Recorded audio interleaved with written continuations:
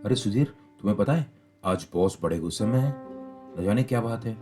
सुबह से ही आज चिड़ चिड़ चिड़ चिड़ चिड़ चिड़ कर रहे हैं। भगवान जाने आज किसकी शामत आएगी।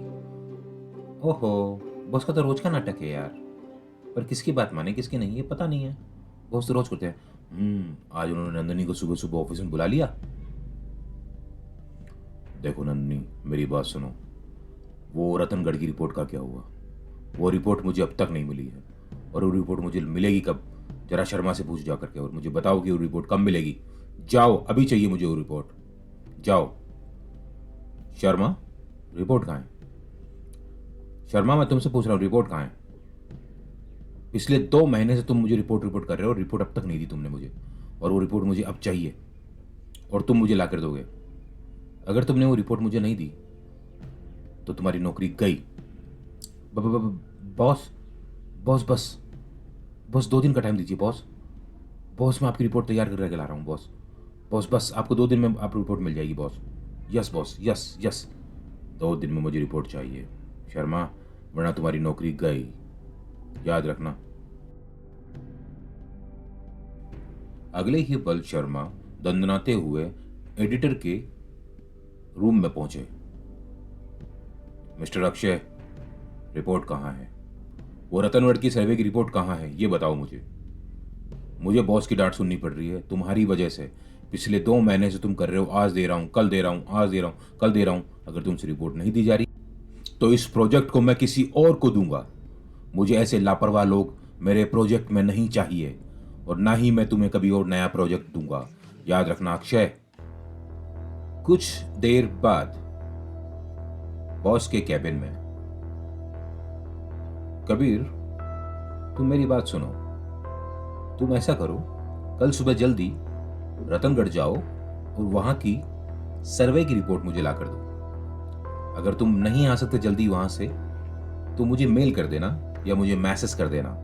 पर मुझे वहां की रिपोर्ट चाहिए क्योंकि मुझ पर प्रेशर है और मुझे वो जल्दी से जल्दी चाहिए। ये याद रखना। ठीक है बॉस, अगर आप चाहते हैं तो मैं कल चला जाता हूँ और वहां की जो भी रिपोर्ट है वो आपको देता हूँ। और सुनो, रमेश भी वही है पिछले महीने से। वो उसका लोकल गांव है तो याद रखना। अगर किस्मत से कबीर को जल्दी ही बस मिल गई और बस मिलने के साथ साथ उसे सीट भी मिल गई। इतनी भरी बस में सीट मिलना बहुत किस्मत की बात है। और उसने अपना हेडफोन निकाला, अपने कानों पे लगाया और अपनी किताब निकाल ली और पढ़ने लगा। आखिर एक राइटर को एक पेन और एक बुक से ही तो प्यार होता है। धीरे धीरे वो पढ़ता रहा और उसकी आंख लग गई। और थोड़ी देर बाद कबीर रतनगढ़ पहुंच गया। जैसे ही वो उतरा उसे लगा बहुत ज्यादा ठंड पड़ रही है। तो उसने अपना जैकेट निकाला और पहन लिया। ओहो, आज तो ठंड भी बहुत है। ओहो हो, हाँ, अरे वो दुकान रही। चलो चाय पी जाए। बाबा, ओ बाबा, बाबा एक कप चाय देना। थोड़ी कड़क सी देना, कम मीठे की। ओहो, इतनी ठंड इतनी ठंड। बाबा कितनी ठंड हो रही है यार। इस गांव में इतनी हमेशा ठंड पड़ती है क्या? ओहो, कबीर ने जिसे देखा कि ठंड बहुत हो रही थी तो वह पास की चाय की दुकान पर जाकर के उसने एक अधेड़ उम्र के व्यक्ति से चाय मांगी। थोड़ी ही देर में उस व्यक्ति ने कबीर को चाय दी और कहा, बाबू बाहर से आए हो क्या? यहाँ के नहीं लगते। कहाँ से आए हो? मैं दिल्ली से आया हूँ बाबा। अच्छा अच्छा बेटा, क्या काम करते हो? बाबा वो दैनिक समाचार पत्र है ना, उसमें लेखक हूँ। यहाँ रिपोर्ट के सिलसिले में आया हूँ। आपको तो पता होगा यहाँ सर्वे चल रहा है अखबार का। हाँ हाँ बेटा, रोज सुबह सुबह लोग आते हैं हमारे यहाँ चाय पीने। हाँ हाँ, बस बाबा वही वही टीम है मेरी। मैं बस उन लोगों से सर्वे की रिपोर्ट लेने आया हूँ कि इस तरह का यहाँ पर किस तरह का काम चल रहा है। बस उसी की जानकारी लेने आया था। वो सामुदायिक भवन में रुकी हुई है हमारी टीम। पता है कितनी दूर है यहाँ से सामुदायिक भवन? बाबा ने कुछ सोचते हुए कहा, ज्यादा दूर तो नहीं है, पास में ही है, 2 किलोमीटर दूर होगा। तुम आराम से जा सकते हो टेम्पो लेके। अरे वाह बाबा, धन्यवाद, बहुत बहुत धन्यवाद तुम्हारा। अब आराम से चाय पीता हूँ सुकून से। 2 मटरी भी दे दो मेरे को, लाओ। इतना कहकर कबीर अपनी चाय लेकर पास में रखी बेंच पर बैठ गया। कुछ देर चाय की चुस्की लेने के बाद कबीर को एक अजीब सी आवाज सुनाई पड़ी। यार, ये कैसी आवाज है? ऐसा लग रहा है जैसे कोई सिसक रहा हो, जैसे कोई धीरे धीरे रो रहा हो। मगर ये आवाज आ कहां से रही है? बाबा से पूछता हूं।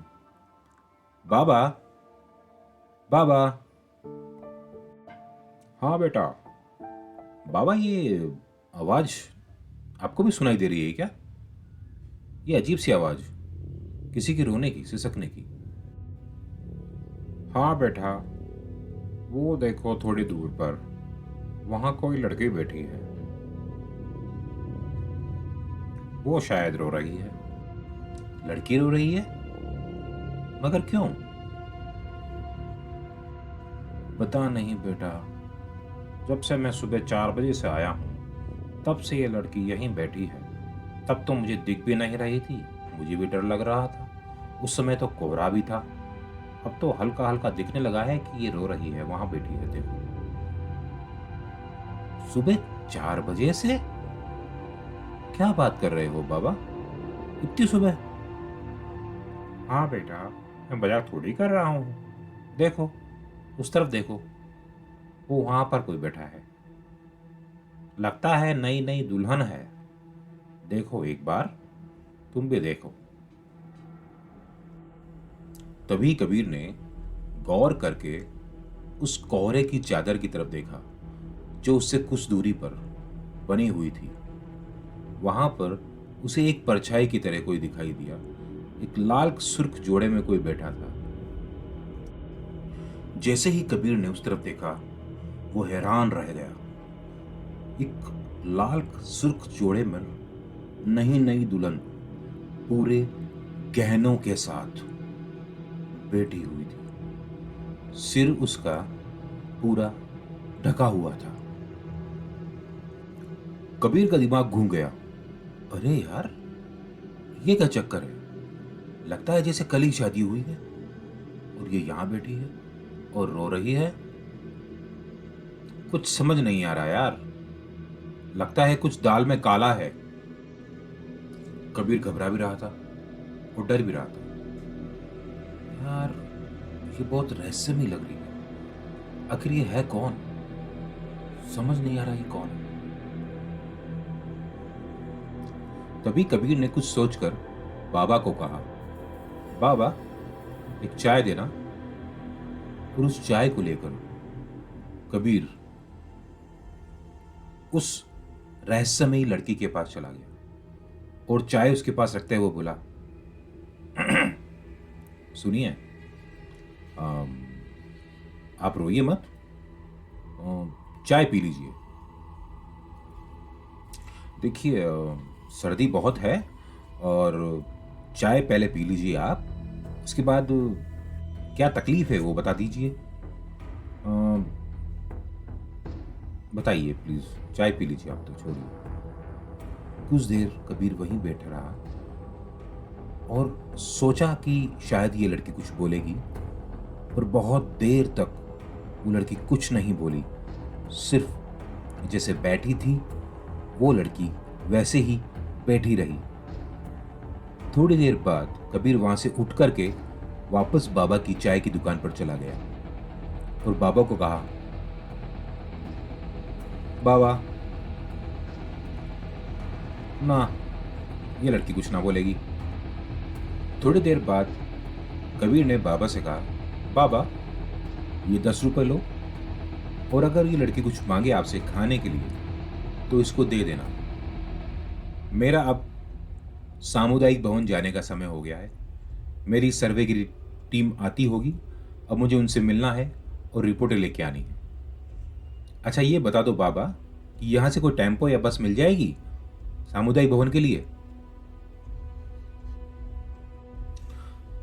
हाँ बेटा, वो सामने सरकारी डिस्पेंसरी दिख रही है तुम्हें, वहीं से मिल जाएगी। कबीर वहां से जाने को तैयार हुआ, मगर वो लड़की जैसे बैठी थी वो वैसी बैठी रही और सिसकती रही।